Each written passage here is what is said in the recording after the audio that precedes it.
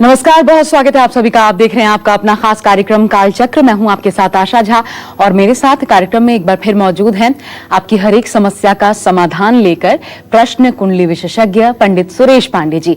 बहुत बहुत स्वागत है पंडित जी आपका। पद्म पुराण, मार्कंडेय पुराण, विष्णु पुराण और मनुस्मृति में छिपा है संक्रमण से बचने का मूल मंत्र। देखिए कोरोना काल में कालचक्र का स्पेशल एपिसोड। जी हाँ, आज पुराणों की और शास्त्र सम्मत बातें होंगी क्योंकि कोरोना वायरस ने इस समय पूरी दुनिया को अपनी चपेट में ले रखा है। हमारे देश में भी दिनों दिन मामले बढ़ते जा रहे हैं। ये संक्रमण एक विकराल रूप ले चुका है। ऐसे में इस वक्त खुद को इस जानलेवा वायरस से बचाने के लिए लोगों को सबसे ज्यादा सावधानी और जागरूकता की जरूरत है। आपको ये जानकर हैरानी होगी कि आज की मेडिकल साइंस और सरकार द्वारा संक्रमण को रोकने की जो गाइडलाइंस बताई जा रही हैं, इसका संबंध हमारे ग्रंथ और पुराणों से बहुत पुराना है, साथ ही गहरा भी है। हमारे ग्रंथ और पुराणों में वो तमाम बातें लिखी हुई हैं जिसको सही तरीके से फॉलो करके आप किसी भी वायरस या फिर इन्फेक्शन से खुद को बचा सकते हैं। और इसलिए आज पंडित सुरेश पांडे जी आपको पुराणों के वो 15 मूल मंत्र बताएंगे जिसे जानकर आप खुद को और अपने परिवार को इस महामारी की चपेट से यकीनन बचा सकते हैं। तो आज बहुत महत्वपूर्ण विषय है, कोरोना से भी संबंधित है, इसलिए बहुत ध्यान से समझने की देखने की कोशिश कीजिएगा। पहले ही आपसे अपील कर देती हूं क्योंकि शास्त्र सम्मत पुराणों में हमारे ग्रंथों में क्या कहा गया है, आज इसी पर हमारी ये खास चर्चा है। और क्या वाकई में हमारे शास्त्रों में संक्रमण को लेकर बहुत सी बातें बताई गई हैं। शास्त्रों के अनुसार अपने शरीर को स्वस्थ और निरोगी रखना कितना जरूरी है, आइए शास्त्रों के माध्यम से ही पंडित जी से समझने की कोशिश करते हैं। और पंडित जी, स्वास्थ्य सबसे बड़ा धन है एक व्यक्ति के जीवन में, ये नहीं तो कुछ भी नहीं। लेकिन क्या बताया गया है शास्त्रों में स्वास्थ्य को लेकर के, या ग्रंथों में क्या बताया गया है, कैसी होनी चाहिए? देखो, ऐसा है, उपनिषदों में स्पष्ट रूप से कहा गया है, शरीर माध्यम खलु धर्म साधनम। शरीर सभी प्रकार के साधन का आदि कारण है। अगर आप किसी तरह का पुरुषार्थ कर रहे हैं, किसी तरह का पराक्रम कर रहे हैं, किसी तरह की साधना कर रहे हैं, किसी तरह का कार्य कर रहे हैं, तो उसका जो साधन है ना, वो शरीर है। बिल्कुल। इसलिए शरीर को स्वस्थ रहना होगा। जब स्वस्थ शरीर रहेगा तभी स्वस्थ मन रहेगा, और जब स्वस्थ मन रहेगा तभी चाहे पूजा उपासना हो और चाहे भौतिक कर्तव्य हो, उनको आप अच्छे से कर पाओगे। तो शरीर माध्यम खलु धर्म साधनम, ऐसा हमारे उपनिषदों का कथन है।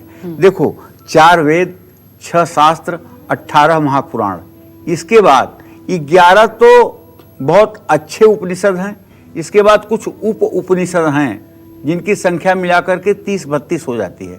और उपनिषदों के शब्दों को लेकर के वेदांत की रचना हुई है। जैसे अथातो ब्रह्म जिज्ञासा जन्माद्यस्य शास्त्र योनित्वात् तत्व समन्वयात्, मतलब ब्रह्म कौन है? अथातो ब्रह्म जिज्ञासा, वो कौन है जिससे ये चराचर जगत मोहित हो रहा है? ब्रह्मा, अथातो ब्रह्म जिज्ञासा जन्माद्यस्य, जिसके कारण मात्र से लोगों का जन्म होता है।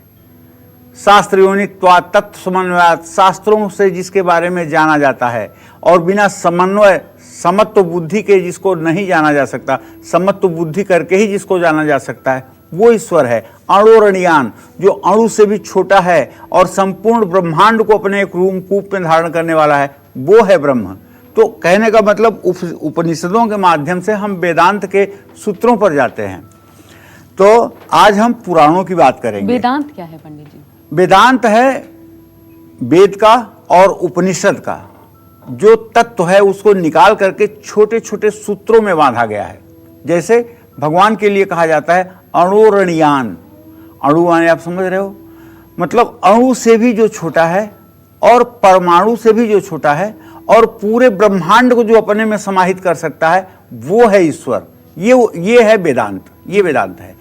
तो उपनिषद में कहा गया है शरीर माध्यम खलु धर्म साधनम, अर्थात शरीर ही सभी धर्मों यानी कर्तव्यों को पूरा करने का साधन है। इसलिए शरीर को सेहतमंद बनाए रखना बहुत जरूरी है। पहला जतन निरोगी काया, इसी के होने से सभी का होना है। शरीर की रक्षा और उसे निरोगी रखना मनुष्य का सर्वप्रथम कर्तव्य है। पहला सुख निरोगी काया। यत्र शुचिता च स्वच्छताम तत्र तिष्ठया आरोग्य वैभवंच सुखम।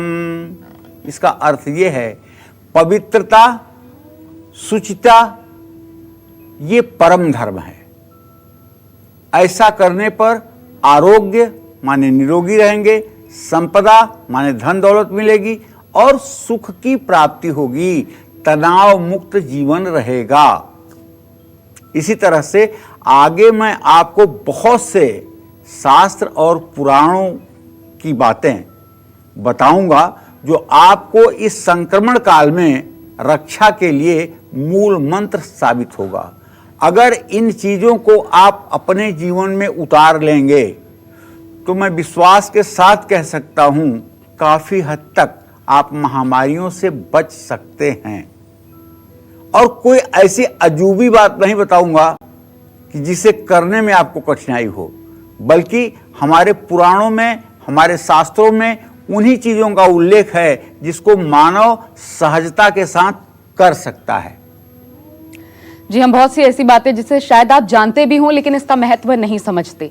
आज वही दिन है, इसलिए बहुत ध्यान से देखिए। फिर से आपसे गुजारिश कर रहे हैं, बहुत ध्यान से देखिए और समझिए कि क्या बदलाव आपको अपनी रोजाना की दिनचर्या में करना है, क्या नया अपने जीवन में शामिल करना है। शास्त्र और पुराण में बताई गई बातें कैसे आपको स्वस्थ और निरोगी बना सकती हैं, यही आज पंडित जी आपको विस्तार से बता रहे हैं। और किसी भी तरह के वायरस और संक्रमण से बचने के लिए आपको किस जगह पर नाक, मुंह और सिर को ढककर रखना चाहिए, क्या आप जानते हैं? नहीं जानते तो जानिए पंडित जी से। पंडित जी, नाक, मुंह और सिर, और सबसे महत्वपूर्ण ये है इस कोरोना काल में कि हमारी ये जो छिद्राएं हैं इन्हीं के माध्यम से संक्रमण का प्रवेश होता है। कहाँ पर ढक कर रखना चाहिए? देखो आशा, हमारे शरीर में 10 इंद्रियां हैं, 5 ज्ञानेंद्रियां हैं, 5 कर्मेंद्रियां हैं। नाक, आँख, कान, मुंह और त्वचा, ये 5 ज्ञानेंद्रियां हैं। त्वचा को छुओगे पता चल जाएगा कि आपने मुझे स्पर्श किया। कोई गंध आएगी नाक बता देगा, कोई शब्द आएगा कान बता देगा, कोई चीज का क्या स्वाद है इसको जिह्वा बता देगी। तो गंध, रस, रूप, शब्द, स्पर्श और गंध, ये 5 जो है ज्ञानेंद्रियों के कार्य हैं। बाकी अब कर्मेंद्रियों को देखते हैं। कर्मेंद्रियों में हाथ है, कर्मेंद्रियों में पैर है, कर्मेंद्रियों में मल मूत्र उत्सर्जन के स्थान हैं और कर्मेंद्रिय में वाणी है। ये 5 कर्मेंद्रियां हैं। आप पैर से चलते हो तभी चलते हो, हाथ से चलते हो तभी चलते हो, और नित्य क्रिया करते हो तभी करते हो, और कुछ बोलते हो तभी कर्म होता है। तो ये 5 और 5 क्या 10, ये 10 ज्ञानेंद्रियां और कर्मेंद्रियां हो गई। ये सब ज्ञानेंद्रिय नहीं कह सकते आप, 5 ज्ञानेंद्रिय 5 कर्मेंद्रिय। अब इनके साथ एक जोकर जुड़ गया, उसका नाम है मन। अगर ये मन आपका हो गया तो इस दुनिया में आपसे ज्यादा सुखी कोई नहीं। लेकिन अगर इसने आपको अपना बना लिया, इसने जैसे चाहा यदि वैसे आपको चला दिया, तो आपका अपने आप से बढ़कर कोई बड़ा शत्रु नहीं। इसलिए इस मतवाले मन को हर समय वॉच करना चाहिए, और जब भी ये भटक करके इधर उधर कहीं जाए तो इसको पकड़ करके केस इसका और खींच करके ला करके रखना चाहिए कि निर्लज्ज, तुझे यहीं पहुंचना था, तेरी यही क्वालिटी है, तू यहीं तक जा सकता है, यही सोच सकता है, यही तेरी खासियत। ऐसा मन में विचार लाना चाहिए और मन को बेइज्जत करना चाहिए, ताकि वो इंद्रियों के बहकावे में ना आवे। ये गीता में भगवान कृष्ण ने कहा है, यततो ह्यपि कौन्तेयं पुरुषस्य विपश्चित इंद्रियाणि प्रमाथीनि हरन्ति प्रसभम मन। दूसरे अध्याय में कहा है, हे अर्जुन, ये जो इंद्रियां हैं ना, ये बलात्पूर्वक मन को अपनी तरफ आकृष्ट कर लेती हैं और जो नहीं करना चाहिए वो मन से करवा देती हैं। जैसे मिठाई का डब्बा रखा हुआ है, कोई शुगर पेशेंट है, वो समझ गया कि हाँ मिठाई रखा हुआ है, तो उसका मन कहेगा, इंद्री कहेगी, जिह्वा कहेगी एक मिठाई खा लेते हैं। मन कहेगा नहीं शुगर है, बढ़ जाएगा शुगर, जिंदगी खत्म हो जाएगी। अरे कुछ नहीं होता है, एक दिन खा लेने से क्या होता है, फिर दवाई खा लेंगे। तो फिर मन कहेगा नहीं नहीं ये तो गलत है, नियम तो नियम, नहीं खाना चाहिए। अब वो इंद्री कहेगी अरे कुछ नहीं होता है, एक दिन के खाने से क्या होता है, दवाई खा लेंगे, व्यायाम कर लेंगे, योग कर लेंगे। मन मान जाता है और जाकर के डिब्बे तक पहुंच जाता है और आदमी मिठाई खा लेता है और उसका दुष्परिणाम भोगता है। मैं एक उदाहरण दिया, इसी तरह से सारी इंद्रियों के बस की बातें हैं। जैसे कान में किसी ने आपको गाली दे दिया, किसी ने आपको अपमानित कर दिया, बेइज्जत कर दिया, तो ये कान मन से कहेगा करी इतनी बड़ी बेइज्जती की बात हो गई, आप कैसे बर्दाश्त कर सकते हो। तो आपके मन ने बंदूक उठाया और उसको मार दिया। चलिए उसकी तो वहीं छुट्टी हो गई, लेकिन अब आपकी जो क्रिया परेशानी की बढ़ेगी, आपका पूरा जीवन नरक हो जाएगा। तो हमें मन जो अगर इंद्रियों के वशीभूत हो गया तो अनर्थ का मूल होगा, अनर्थ का कारण होगा। इसीलिए हमें कोशिश करना चाहिए, मन को बुद्धि से जोड़ करके रखना चाहिए और इंद्रियों को मन के अधीन करके रखना चाहिए। ये बात ध्यान देने योग्य है। तो चलिए मैं बताता हूं बाधुल स्मृति की बात। बाधुल स्मृति और मनुस्मृति में कहा गया है प्राणास्यै वास साक्षात् मलमूत्रम त्यजेत बुधः नियम्य प्रयतो वाचम संवितांगो व गुंठित। अर्थात इसका अर्थ ये है, आपने अगर किसी बुजुर्ग को देखा हो मलमूत्र त्याग करते जाते हुए तो दो चीजें आपने देखा होगा। एक तो यदि उसका जनेऊ हुआ है तो दाहिने कान पे जनेऊ चढ़ाएगा, और दूसरा काम उसके गमछा जो गले में होता है उसको वो सर में बांधेगा। और तब उसके बाद में, अब तो कोई बात नहीं, अब तो शौचालय हर घर में है। पहले जब खेतों में लोग जाते थे तब लोटा लेकर के वो व्यक्ति शौच के लिए जाएगा। इन दोनों ग्रंथों में कहा गया है कि हमेशा नाक, मुंह, सिर को ढक करके और मौन रहकर मलमूत्र का त्याग करना चाहिए। अब तो संस्कृति यह है कि दो दोस्त अगल बगल खड़े होकर लघुशंका कर रहे हैं, आपस में बात कर रहे हैं, जैसे इनके पास समय नहीं है, इस समय भी बात करना इनके लिए जरूरी है। जबकि मलमूत्र विसर्जन के समय आदमी को मुंह खोलना ही नहीं चाहिए, एकदम मुंह बंद रहना चाहिए और नाक भी ढक करके रखना चाहिए और कानों को बांध करके रखना चाहिए। क्योंकि जब सारी इंद्रियां, सारे छिद्र, जैसा भी ये बता नहीं रही थी आशा की, ये मतलब कि जो हमारे छिद्र हैं, तो ये जब सारे छिद्र एक साथ खुल जाते हैं तो पैरालिसिस, लकवा मारने की संभावना बढ़ जाती है और मुंह और नाक के माध्यम से संक्रमण का रोग, ये वायरस अटैक कर सकते हैं। तो बहुत से लोग कभी भी दूसरों के कपड़े पहन लेते हैं, बड़ा उनके लिए फैशन होता है। क्या आप जानते हैं शास्त्र के अनुसार ऐसा करना बिल्कुल सही नहीं है। ये मैं आपको बताऊंगा बस थोड़ी देर में कि आपको क्यों दूसरों का कपड़ा नहीं पहनना चाहिए। ये बात बहुत ही ज्यादा महत्वपूर्ण है। जी हाँ, कहा भी जाता है पंडित जी कि मन जीता तो जग जीता जी। और इसलिए बहुत महत्वपूर्ण है, समझिए आज की चर्चा को। और आपका संयम, आपकी जागरूकता, आपका विश्वास आपको किसी भी महासंकट से बचा सकता है, ये भी जान लीजिए। बस आपको ग्रंथ और पुराणों में लिखी बातों को ध्यान में रखना है। और बढ़ते हुए आगे इसी विषय पर उन लोगों की बात करते हैं अब जो कभी भी दूसरों के कपड़े पहन लेते हैं, जैसा कि पंडित जी ने कहा। क्या ऐसा करना शास्त्र सम्मत है? आइए जान लेते हैं। पंडित जी, आपने तो बताया नहीं, लेकिन क्यों? हाँ, देखिए, महाभारत के अनुशासन पर्व में कहा गया है कि अन्य धृतम धार्यम, कभी भी दूसरे का धारण किया हुआ कपड़ा भूल करके भी नहीं पहनना चाहिए। कपड़ा पहनने से जिसने पहले कपड़ा पहना हुआ है उसकी नेगेटिविटी आपके ऊपर आएगी, उसकी नकारात्मक ऊर्जा आपकी शरीर सोखेगी। और अगर उस व्यक्ति को कोई रोग है या किसी तरह की समस्या है जिसका आप वस्त्र धारण कर रहे हैं, तो वैसा आपको भी होने की संभावना बढ़ेगी। अगर वो व्यक्ति नकारात्मक सोच वाला है तो आपके ऊपर भी नकारात्मक शक्ति हावी होगी। इसलिए दूसरों के पहने हुए कपड़े भूल करके भी नहीं पहनना चाहिए।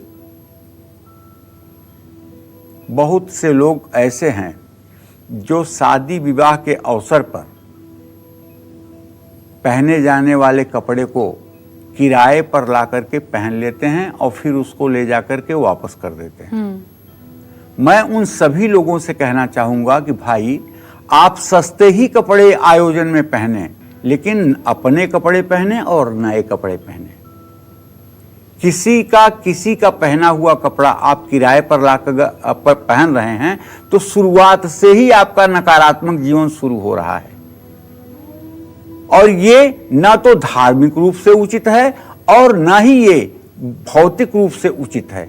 इसलिए आपको अपने किसी कार्यक्रम के लिए अपने ही वस्त्रों का उपयोग करना चाहिए। लेकिन पंडित जी वो तो ड्राई क्लीन्ड होते हैं, तो क्या धुले हुए कपड़े घर में भी मानिए एक दूसरे के बच्चे को कई बार पहना देते हैं, 2 बच्चे हैं आप तो। ठीक कह रहे हो, ड्राई क्लीन होते हैं या धुले हुए। धुलना अच्छी बात है, लेकिन ऐसा है कि धुलने से जो है उसकी गंदगी निकलती है, उसका मल निकलता है, लेकिन नकारात्मकता जो है वो व्यक्ति का जो आभा मंडल है अब देखो, जैसे यहाँ 2 निगेटिव आदमी बैठा दो और उनका प्रवास करवा दो 1 महीने, जो आदमी यहाँ आएगा वो बुझा हुआ बल्ब हो जाएगा। अब आप कह सकते हो ना कि अब पूरे वायुमंडल में इन्होंने क्या कर दिया, तो वो नेगेटिविटी है। और आप जिस कमरे में सोते हो वहाँ हर सुबह शाम आप 5 बार ओम,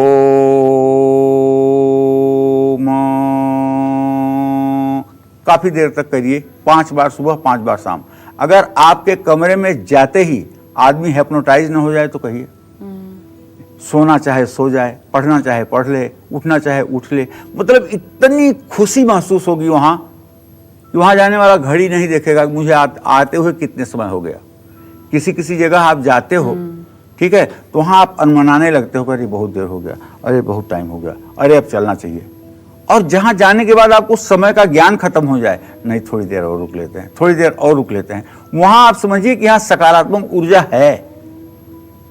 क्योंकि ये जो आपका आभा मंडल है, ओरा, इस आभा मंडल को जब वो नेगेटिविटी दबाती है ना तो आप बेचैन होते हैं, और इस आभा मंडल पर जब पॉजिटिविटी पड़ती है ना तब वाह आप खिल जाते हैं।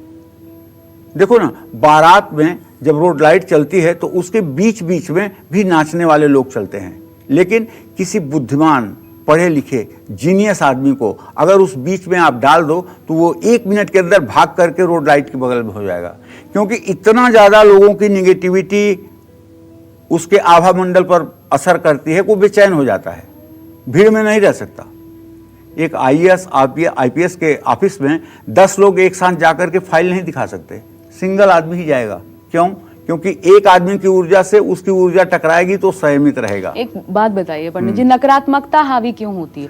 मानिए जैसा आपने बताया सकारात्मक नकारात्मक आदमी 2 हैं, अगर कोई ऑरा होता है ना, आप कहते हैं ऑरा होता है, हर एक का आभा मंडल होता है, तो ऐसा कोई व्यक्ति मानिए उससे कम आभा मंडल वाले व्यक्ति का पहनता है, तो फिर वर्चस्व तो इसका होना चाहिए जिसका आभा मंडल ज्यादा अच्छा है, सकारात्मक व्यक्ति का। ठीक है, आप सही कह रहे हो, लेकिन देखो बेटा, ऐसा है कि ये आभा मंडल जो है ये 2 प्रकार से होता है। एक तो हमारी सोच के आधार पर निर्माण होता है और एक जन्मजात होता है। जैसे अगर चंद्रमा के साथ शनि संयोग कर रहा है तो ऐसा आदमी जन्मजात हीन भावना से ग्रसित होता है, ऐसा आदमी जन्मजात नकारात्मक सोचने वाला पैदा ही होता है। अब ज्योतिष की बात कर रहा हूं, चंद्रमा अगर पापक ग्रहों से विद्ध है तब भी यही स्थिति होती है, क्योंकि चंद्रमा मन का कारक ग्रह है, मन के कारक ग्रह पर पापक ग्रहों का प्रभाव पड़ने से नकारात्मक ऊर्जा अनायास बढ़ती है। ऐसे ही लोगों के अंदर आत्महत्या करने की वृत्ति होती है, ठीक है। लेकिन यदि चंद्रमा मजबूत स्थिति में है तो ऐसा आदमी पढ़ा लिखा हो या न पढ़ा लिखा हो, अति आत्मविश्वास वाला होगा और उसका आभा मंडल अच्छा होगा, ठीक है। आपने ये नियम जो बताया कि भरी हुई टंकी खाली टंकी में पानी दे सकती है, ठीक है ना, ये बात तब होगी सही, ये 2 जगहों से ऊर्जा का ट्रांसफर होगा, एक तो पैर के अंगूठे से, अच्छा, एक तो पैर के अंगूठे से, और दूसरा हाथ की उंगलियों के अग्रभाग से स्पर्श करने पर। या तो किसी के पैर के अंगूठे पर आपकी तर्जनी उंगली पड़ जाए तब आप उसके तेज को प्राप्त कर सकते हैं, या आपके माथे पर किसी व्यक्ति के 3 उंगलियों का अग्रभाग पड़ जाए तब उसका शक्तिपात आप पर हो सकता है। तो हाँ, तो किसी भी तरह के रोग से बचने के लिए हमारे शास्त्रों में स्नान को लेकर के क्या बातें कही गई हैं, ये भी मैं आप सबको बताना चाहूंगा। देखिए, ऐसा है, बाधुल स्मृति में कहा गया है कि स्नानाचार विहीनस्य सर्वास्यु निष्फला क्रिया, मतलब जो स्नान नहीं करता है उसकी सारी क्रियाएं निष्फल हैं। सभी कार्य स्नान करके शुद्ध होकर करना चाहिए। 1 लीटर दूध पीने पर जो आपके शरीर को पौष्टिकता मिलती है, वही स्नान करने के बाद आपको पौष्टिकता मिलती है। स्नान और शुद्ध आचार के बिना सभी कार्य निष्फल हो जाते हैं।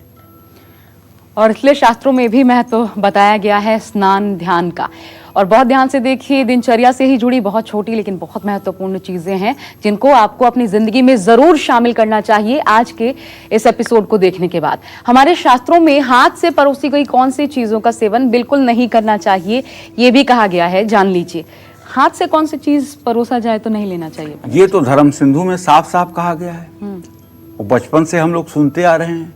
धर्म सिंधु में कहा गया है, लवणम माने नमक, व्यंजनम माने तमाम प्रकार के बने हुए भोजन, घृतम घी, तैलम तेल, तथैव च, लेह्यम मतलब चूसने वाली चीज, पेयम पीने वाली चीज, विविधम इस प्रकार के विविध प्रकार के चीजें, हस्तदत्तम न भक्षयेत, अगर हाथ से दिया जाए तो इसका भक्षण नहीं करना चाहिए। अगर कोई आदमी सब्जी हाथ से निकाल के आपके थाली में रख रहा है, नमक हाथ से उठाकर आपके थाली में रख रहा है, चावल हाथ से उठाकर आपके थाली में रख रहा है, घी अपने हाथ से उठाकर आपके कटोरी में डाल रहा है, इसका सेवन बिल्कुल मत करिए, मत करिए, मत करिए। ये सारी चीजें चम्मच या कड़छुल से उठानी चाहिए। नमक, घी, तेल, किसी प्रकार का व्यंजन या कोई चाटने वाली चीज या कोई पीने वाली चीज है तो इसे अगर हाथ से परोसा जाए तो कृपया इनका आप त्याग कर दें। इसके पीछे लॉजिक ये है, आज खूब सैनिटाइजर से आप लोग हाथ ऐसे ऐसे कर रहे हो ना, इसका मतलब क्या है? आपके हाथ में क्या लग गया सैनिटाइजर आप ऐसे ऐसे कर रहे हो? इसका मतलब ये है कि वायरस कहीं आपके हाथ में तो नहीं लगा है। आपके मुंह और नाक के पास हाथ जाएगा तो वायरस का अटैक तो नहीं होगा, इसीलिए आप हाथ को सैनिटाइज कर रहे हैं। और हमारे शास्त्रों में पहले ही सैनिटाइज कर दिया गया कि भाई हाथ से परोसो ही मत। आप उसके लिए चम्मच का प्रयोग करिए, उसके लिए आप कलछुल का प्रयोग करिए, बड़े चम्मच का प्रयोग करिए, लेकिन बिल्कुल हाथ से अगर ये चीज परोसी जाएगी तो नहीं खाई जाएगी। तो उसके लिए मानो आप कि ये चीज प्रदूषित हो गई। बात कितनी आसान है, लेकिन जो बात आज के 10,000 वर्ष पहले लिखी गई द्वापर में, वो बात आज कलयुग के इस कोरोना काल में देखिए क्या कह रहे हैं। यही ना कि सोशल डिस्टेंस बनाइए, मास्क लगाइए, हाथ साफ करिए, साबुन से हाथ धोइए, वही बातें तो हैं जो 10,000 वर्ष पहले लिखी गई, वही आज है। हमें अपने शास्त्रों की तरफ मुड़ना है और उसको अपने जीवन में आचरण के रूप में उतारना है। हमारे ग्रंथ और पुराणों में लिखी गई सारी बातों को आज जो भी मुझे ज्ञान है आपको बताने की कोशिश करूंगा। हमारे ग्रंथों और पुराणों में लिखी गई कौन सी 15 खास बातें हम सभी को कोरोना काल के इस वक्त कुचक्र से बचा सकती हैं, यही बता रहे हैं आज आपको पंडित सुरेश पांडे जी। अपनी चर्चा को चलिए आगे बढ़ाते हैं, बात करते हैं उस ग्रंथ की जिसमें पहने हुए कपड़ों को लेकर बहुत जरूरी जानकारियां दी गई हैं। तो कौन सा है वो शास्त्र, क्या लिखा है उसमें, पहने गए कपड़ों के बारे में क्या बताया गया है पंडित जी? देखो, अब हम बात कर रहे हैं विष्णु स्मृति की। विष्णु स्मृति में कहा गया है, न अप्राक्षिलितम पूर्वम धृतम वसनम बिभ्रियात। अर्थात विष्णु स्मृति में कहा गया है कि पहने हुए कपड़े को बिना धोए दोबारा न पहने। जैसे आज हमने कोई कपड़ा पहना है ना, तो कल मुझे ये कपड़ा फिर नहीं पहनना चाहिए जब तक ये धुल न जाए। और जो लोग एक ही कपड़े को हैंगर की तरह 5 दिन टांगते हैं तो उस कपड़े से नेगेटिविटी और उस कपड़े में मौजूद जीवाणु विषाणु आपके संपर्क में आते हैं, जिसका परिणाम ये होता है कि आप बीमार भी हो सकते हैं। इस समय कोरोना काल में भी मैं लोगों के मुंह से सुन रहा हूं कि पंडित जी जब घर में आइए तो पहने हुए कपड़े निकाल करके उसको गुनगुने पानी में डाल दीजिए और दूसरा कपड़ा पहन लीजिए, हाथ धो लीजिए, उसके बाद में अपने काम करिए। और वही बात यहाँ कही जा रही है, अप्रक्षालितम मतलब जो धोया हुआ न हो और एक बार पहना हुआ हो उसको दोबारा नहीं धारण करना चाहिए। कितनी प्रैक्टिकल बात है, ठीक है। अब हमेशा धो करके ही दोबारा वस्त्र धारण करना चाहिए, ये हमारे सनातन धर्म की मान्यता है, क्योंकि इसी से शरीर निरोग रहता है। और इसका एक दूसरा ज्योतिषी कारण भी बता दूं, जितना आप बन ठन कर रहेंगे, जितना आप साफ सुथरा कपड़ा पहनेंगे, जितना आप ब्रांडेड जूता पहनेंगे, जितना आप ब्रांडेड घड़ी लगाएंगे, जितना बढ़िया ब्रांडेड चश्मा लगाएंगे, उतना ही ज़्यादा राहु आपका ठीक होगा और आप कभी दिक्कत में नहीं जाएंगे।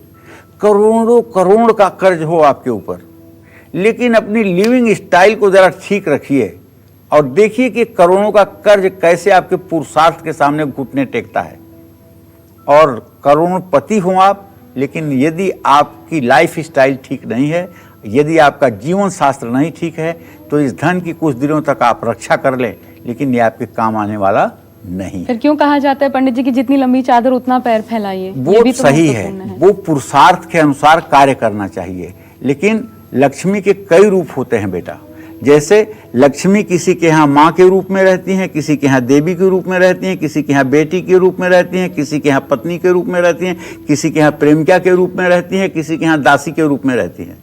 अब इतने में से किसको बताऊं कि किसके यहाँ कौन? जैसे एक देवी के रूप में उसके यहाँ रहती हैं, जो लोग घर में धन कमा कर लाते ही उसको एक जगह संचित कर देते हैं और फिर बीमार होने पर भी उसको निकाल के खर्च नहीं करते हैं। जैसे देवी के मंदिर में आपने हार का चढ़ावा चढ़ा दिया और हार 1 लाख रुपए का है, लेकिन आप बीमार हो गई तब भी आप उस हार को बेचकर दवाई नहीं करोगे, क्योंकि आपने तो देवी को उसको चढ़ा दिया है। तो उसी तरह से कुछ लोगों का घर मंदिर हो जाता है, जितना कमा कर लाकर रखते हैं उसको फिर वो यूज नहीं कर पाते हैं और वो धन किसी दूसरे के द्वारा नष्ट किया जाता है। मैं इसलिए आपसे पूछ रही हूँ, पता चला माँ बाप बहुत मुश्किल से धन इकट्ठा कर रहे हैं, कमा रहे हैं, अपनी जीविका चला रहे हैं, और फिर बेटा समझे कि पंडित जी ने बताया बहुत खर्चा करना है अपने ऊपर लाइफस्टाइल पर, तो ये परेशानी ऐसा नहीं है बेटा, ऐसा नहीं मैं कह रहा हूँ। मैं ये कह रहा हूँ बेटे को तो लाइफ स्टाइल पे खर्च करना ही चाहिए। देखो ऐसा है ना कि अगर कोई व्यक्ति सूझबूझ वाला होगा, ऊंची क्षमता वाला होगा, वही लाइफ स्टाइल भी मेंटेन करेगा। आवारा, शेयर सट्टा खेलने वाला, गलत व्यसन में रहने वाला, नशा करने वाला, ये क्या अपना ड्रेस एड्रेस ठीक करेगा? अगर ये अपना ड्रेस एड्रेस ठीक करे तो ये नशा करेगा? ये कभी माँ बाप की आज्ञा का उल्लंघन करेगा?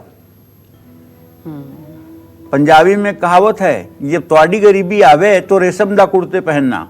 जब तुम्हारी गरीबी आ जाए ना तो रेशम का कुर्ता पहनना, ताकि समाज आपको देख करके बोझ न महसूस करे, समाज ये ना महसूस करे कि आ गया आप तो कुछ मांगेगा, क्योंकि देने वाला ऊपर बैठा हुआ है। बस आपके अंदर पॉजिटिविटी और धैर्य रहेगा ना तो दुनिया की सारी खुशियां आपके कदमों में होंगी।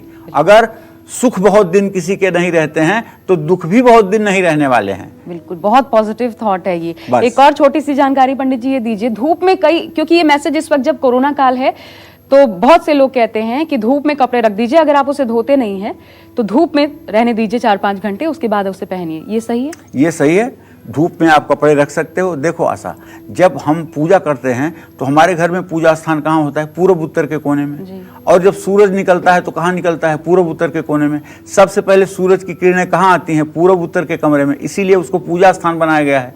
तो सूरज की किरणें आते ही वहाँ के बैक्टीरिया और जर्म्स जो होते हैं सूर्य की किरणों से जल जाते हैं, मर जाते हैं। उसके बाद वो साउथ ईस्ट में जाता है, जहाँ किचन में महिलाएं जाके खाना बनाती हैं, वहाँ भी सूर्य की रोशनी आती है, वहाँ भी वायरस जो भी बैक्टीरिया हैं वो मर जाते हैं। तो कहने का मतलब हमारा सनातन धर्म तो पूर्ण रूपेण विज्ञानमय है।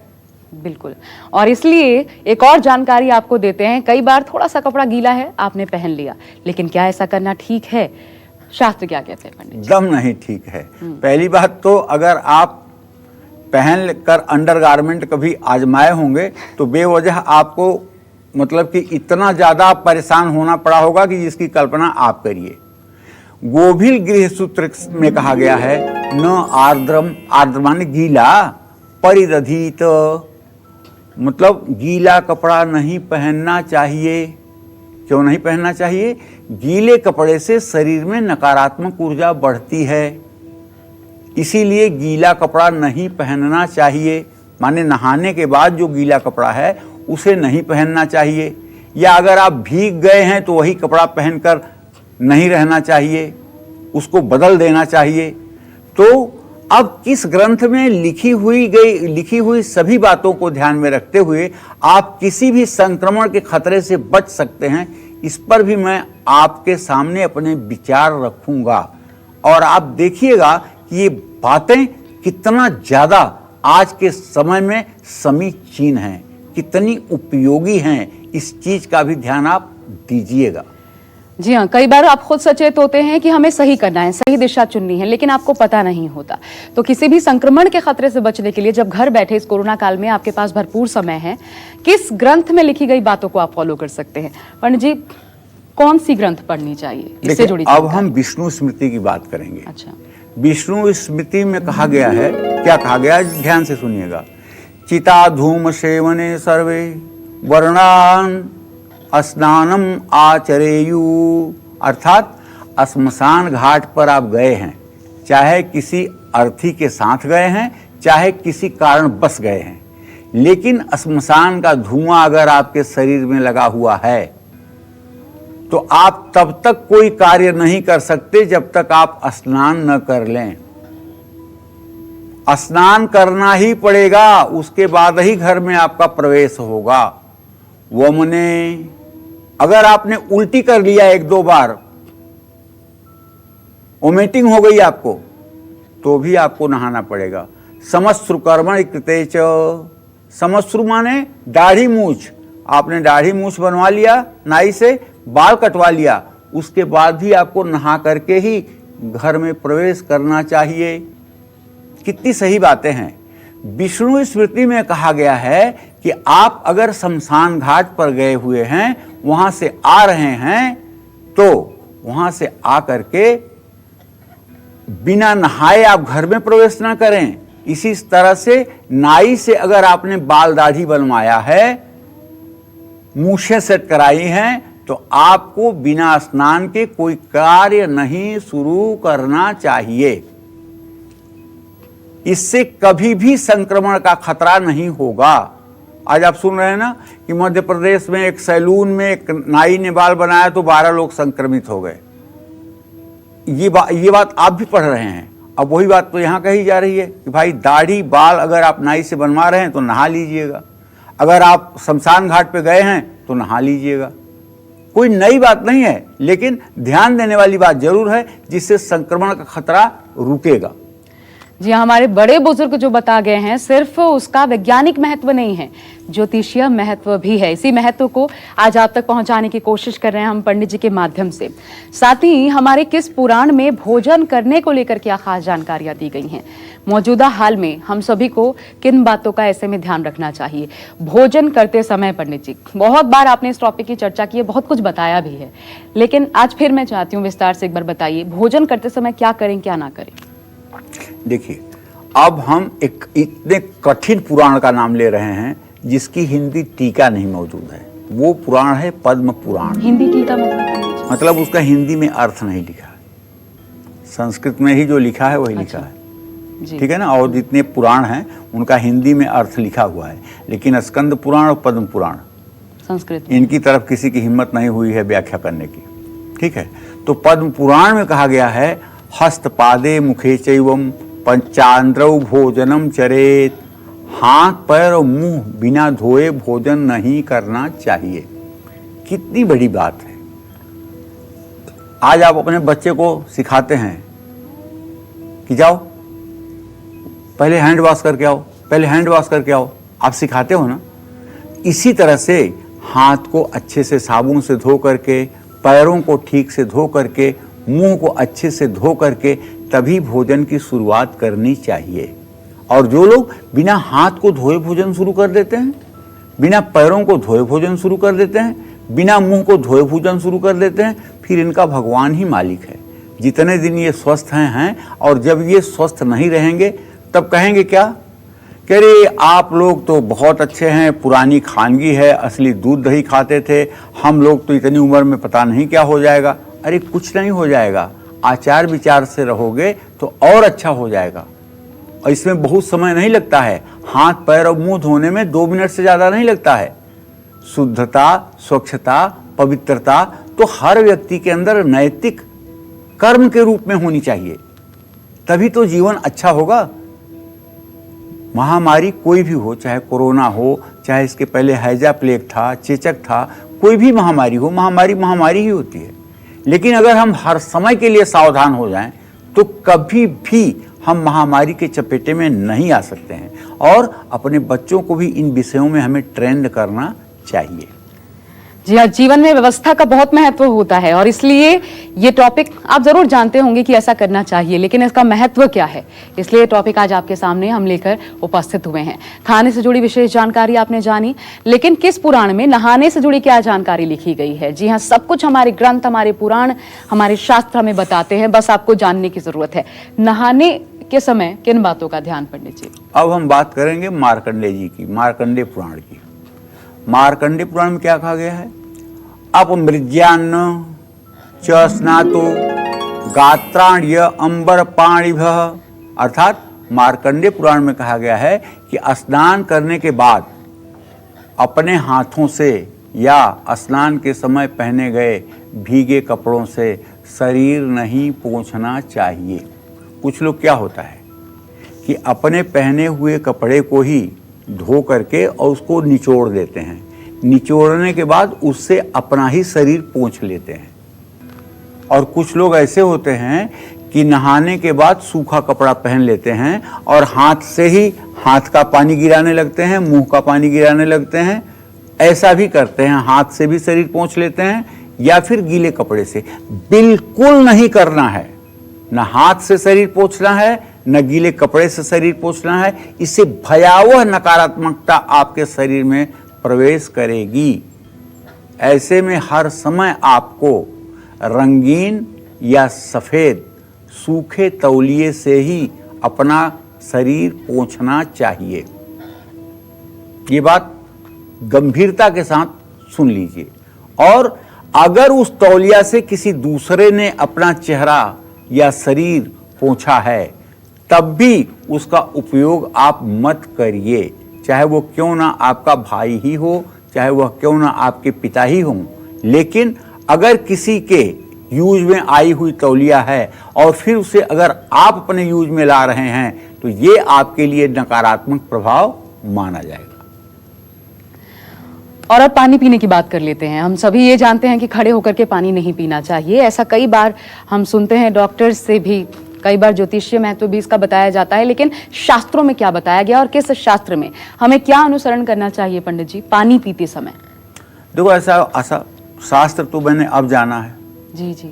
जब 20-25 साल का हुआ तब मैंने देखा कि हाँ, विष्णु स्मृति भी है, पुराण भी है, ये भी है, वो भी है। लेकिन जैसे 14-15 साल की उम्र में शादी हुई थी, तो उस समय मतलब कि जनेऊ हुआ था जी। तो जनेऊ में पंडित जी की बात याद है। जनेऊ जब हुआ तो ब्रह्मचर्य आश्रम की शुरुआत होती है।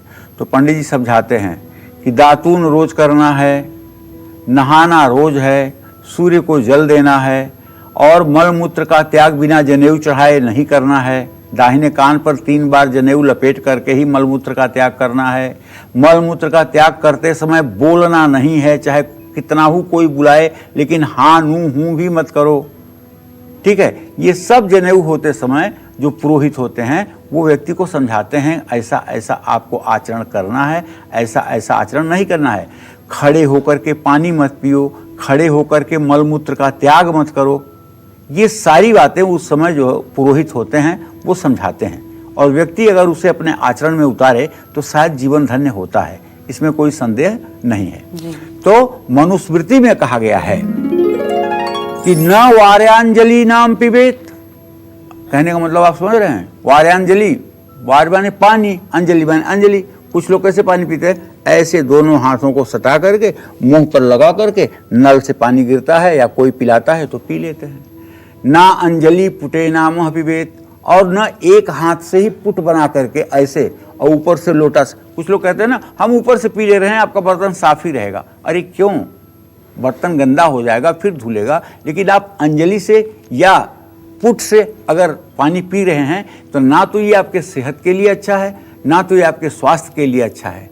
पानी हर समय आपको किसी गिलास या फिर लोटे से ही पीना चाहिए, इस बात का ध्यान रखना चाहिए। और पानी खड़े होकर के भूल करके भी नहीं पीना चाहिए, या चलते हुए पानी नहीं पीना चाहिए। इन सब बातों का अगर आप ध्यान रखेंगे, और पानी कभी भी अंजलि से तो पीना ही नहीं चाहिए।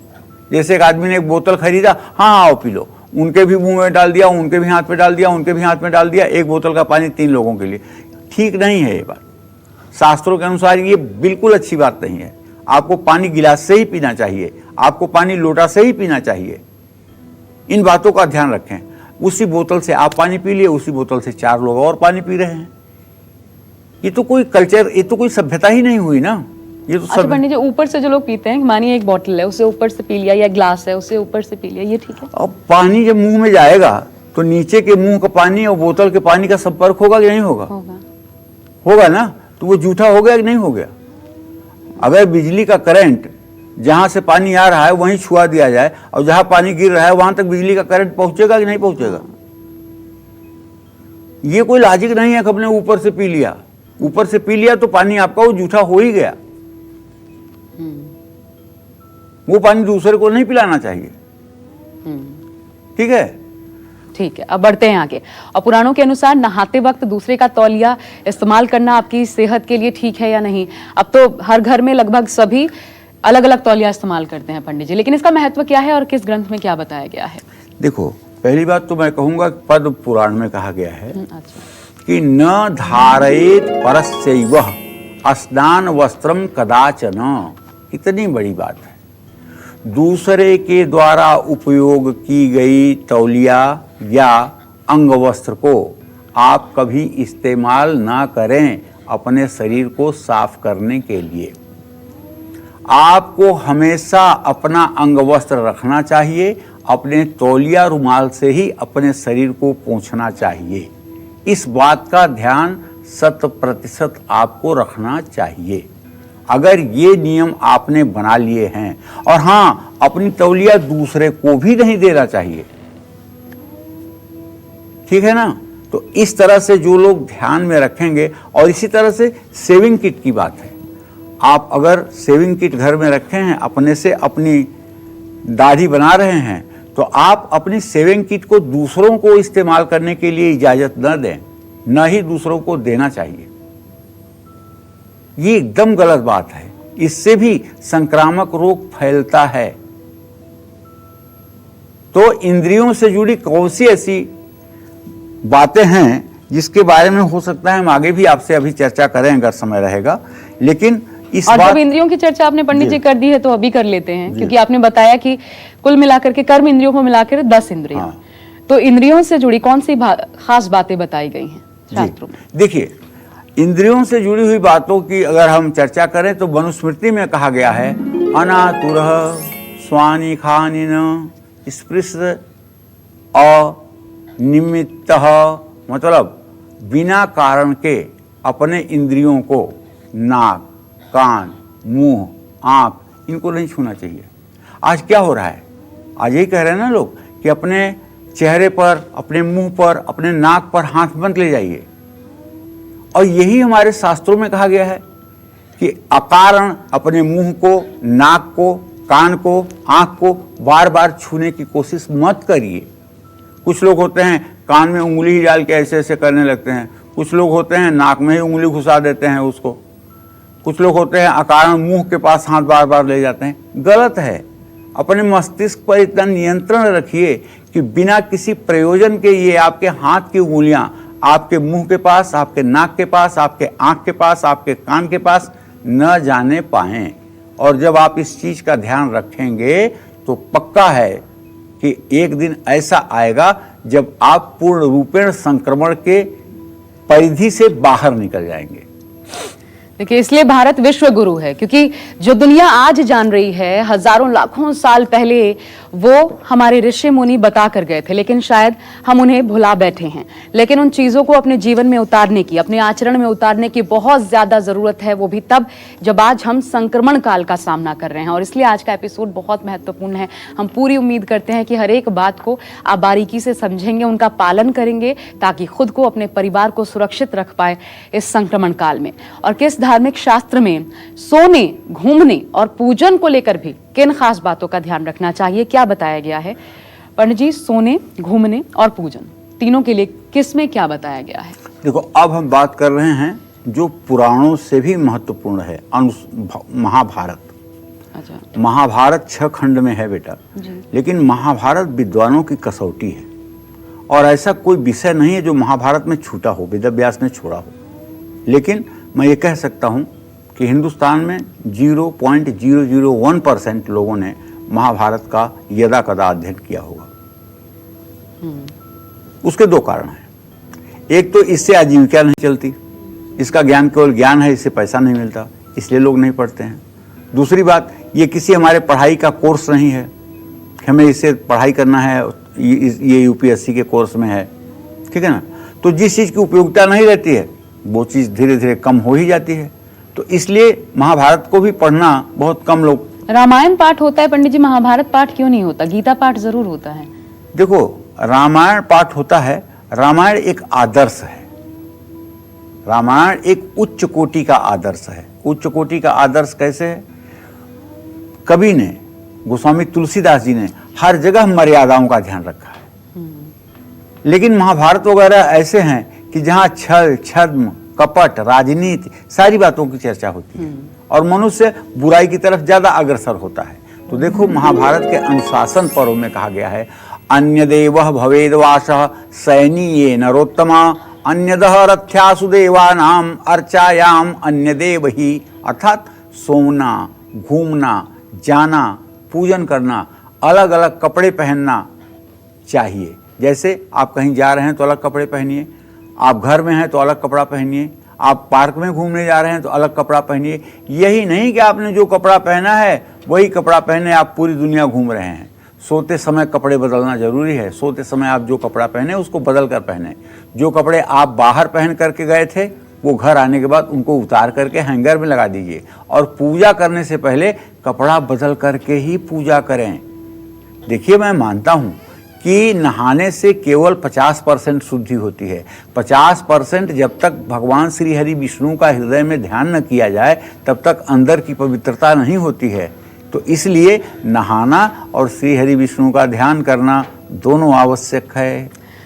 और इस समय एक चीज आप बहुत सुन रहे होंगे कि इस परेशानी से, कोरोना से बचने के लिए अपनी इम्यूनिटी को बढ़ाइए।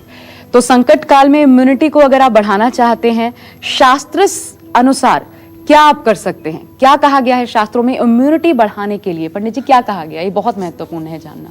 इम्यूनिटी क्या है? इम्यूनिटी है प्रतिरोधक रोग क्षमता। प्रतिरोधक क्षमता, रोग को प्रतिरोध करने वाली क्षमता।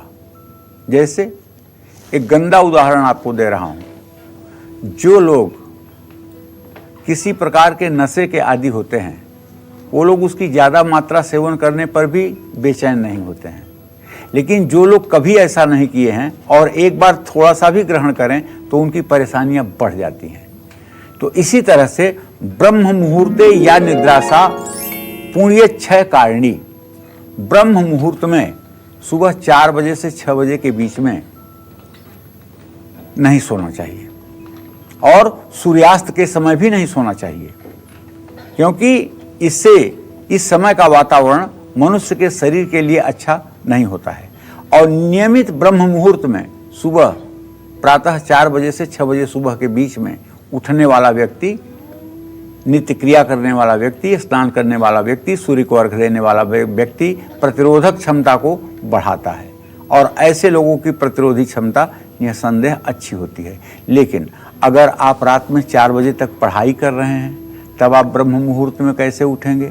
तो आपको इस कानून से बाहर किया जा रहा है, क्योंकि या निशा सर्वभूतानाम तस्याम जागृत संयमी यस्या जागृत भूतानाम सा निशा पश्यतो मुने। जो रात पूरे संसार के लिए अंधेरी है उसमें योगी जागता है, और जो दिन पूरे लोगों के लिए दिन है, उजाला है, कर्म करने का समय है, उस समय वो योगी सोता है। तो अगर आप सरस्वती की साधना कर रहे हैं, 4 बजे भोर तक पढ़ रहे हैं, तो आप जब उठिए, जब नहाइए, कोई दिक्कत नहीं। अब आइए जान लेते हैं कि किस पुराण में हमारे खाना खाने के सही तरीके को बताया गया है और इन चीजों को फॉलो करके हम रोगों से दूर हो सकते हैं। साथ ही शास्त्रों में पानी पीने में कौन सी चीजें भूल कर भी नहीं डालनी चाहिए, वरना बड़ी मुसीबत में आप फंस सकते हैं। पंडित जी, क्या विशेष जानकारी किस शास्त्र में खाना पानी को लेकर दी गई है? देखिए, भोजन के लिए तो साफ साफ पद्म पुराण में कहा गया है कि, और ब्रह्म पुराण में भी इसका निर्देश है कि न गच्छन्तु पठेद्वापि खाद्यान्नम गच्छेद ध्यानम। अर्थात कोई भी चीज जब आप भोजन कर रहे हो तो उसमें आपको बोलना नहीं चाहिए। स्वापे ध्वनि, तथा च भुंजन स्वाध्यायम च विवर्जेत। पढ़ते समय, किसी चीज का स्वाध्याय करते समय और भोजन करते समय व्यक्ति को बिल्कुल मौन रहना चाहिए। ये नहीं कि आप भोजन कर रहे हैं, कोई आया तो आप गुड मॉर्निंग और नमस्ते कर रहे हैं। जूठे मुंह प्रणाम नहीं करना चाहिए और जूठे मुंह किसी को आशीर्वाद भी नहीं देना चाहिए। हमेशा शांत मन से एक स्थान पर बैठकर पूर्व या उत्तर दिशा में मुंह करके आपको भोजन करना चाहिए। चलते हुए या खड़े होकर के कभी खाना नहीं खाना चाहिए। हमारे शास्त्रों में जल में माने पानी में मल का त्याग करना, मूत्र का त्याग करना, थूकना, पानी का कुल्ला करना और कफ मुंह से खींच करके पानी पे थूकना, ये सब शास्त्रों में मनाही की गई है। याज्ञवल्क्य की स्मृति तो इसका सख्त विरोध करती है और महाभारत में तो इसके बारे में स्पष्ट लिखा हुआ है कि कभी भी भूल करके आपको जल में मल, मूत्र या कफ या कोई नासिका से निकला हुआ गंदगी ये जल में नहीं डालना चाहिए। इससे वरुण देव कुपित होते हैं और वरुण देव जब कुपित होते हैं तब ऐसे आदमी के सामने जल तत्व का संकट उत्पन्न होता है। जय मां विंध्यवासिनी।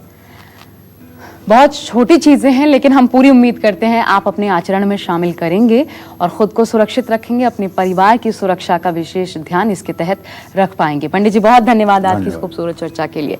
उम्मीद करते हैं आज का विषय आपको पसंद आया होगा, लेकिन यकीन मानिए अगर आप जागरूक, सेफ, स्वस्थ रहेंगे तो समाज और देश हर संकट से पार पा लेगा। फिलहाल पूरी टीम को आज्ञा दीजिए। नमस्कार।